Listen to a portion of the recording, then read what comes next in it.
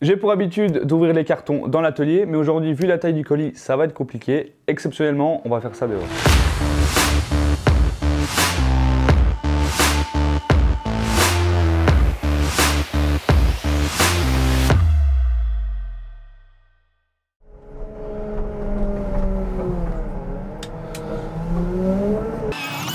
Donc là, on a tous les tapis nécessaires pour équiper la salle de traite. Mon couteau.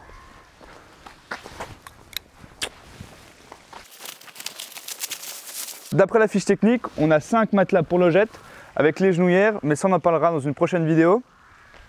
On a des tapis en 2,4 cm, donc qui se trouvent là, et des tapis en 1 cm d'épaisseur qui se trouvent ici. Donc l'objectif, ça va être d'équiper un quai en 2,4 cm et un autre en 1 cm pour voir s'il y a une réelle différence et un réel intérêt. Avec ça, je suppose le kit visserie, on va l'ouvrir tout de suite. Donc là, on a des chevilles qui vont servir à la pose des tapis. Pour la pose des tapis, on aura besoin d'une perceuse, donc pour percer dans le béton, insérer les chevilles et ensuite y mettre les vis. On va voir ça tout de suite, on va vite se dépêcher de rentrer, la pluie arrive.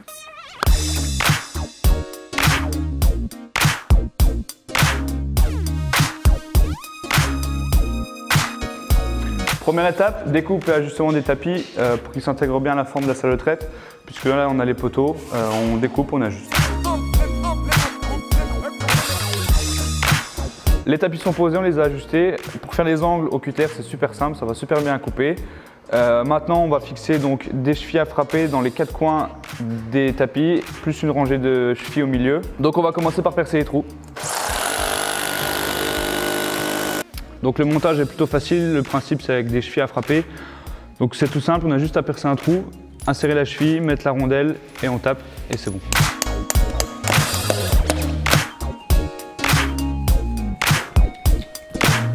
Ah, au fait, je vous ai pas dit, ces tapis ont 2 objectifs. Premièrement, le confort, grâce à un sol plus souple pour la vache lors de la traite. Et deuxièmement, au niveau sécurité, grâce au revêtement antidérapant. Donc après une après-midi de montage, je suis ravi du résultat, ça s'est plutôt bien passé. J'avais quelques appréhensions au niveau du temps de travail, mais ça a été super bien. De ce côté-ci, on a monté le tapis de 1 cm d'épaisseur, de ce côté-ci, 2,4 cm. Les 2 tapis ont une face supérieure, donc aspect goutte d'eau, en fait, tout simplement antidérapante. Le tapis d'1 cm d'épaisseur, le dessous est plat. Pour ce qui est du 2,4 cm, on retrouve des crampons sur le dessous. Donc ces crampons-là permettent à la matière de s'évacuer avec le temps. Pour ce qui est du 2,4 cm, au marché, on sent très bien qu'il est beaucoup plus souple par rapport au 1 cm. Donc là, on a 2 produits, un produit économique, un produit beaucoup plus technique. Après, à chacun de faire son choix en fonction de ses besoins.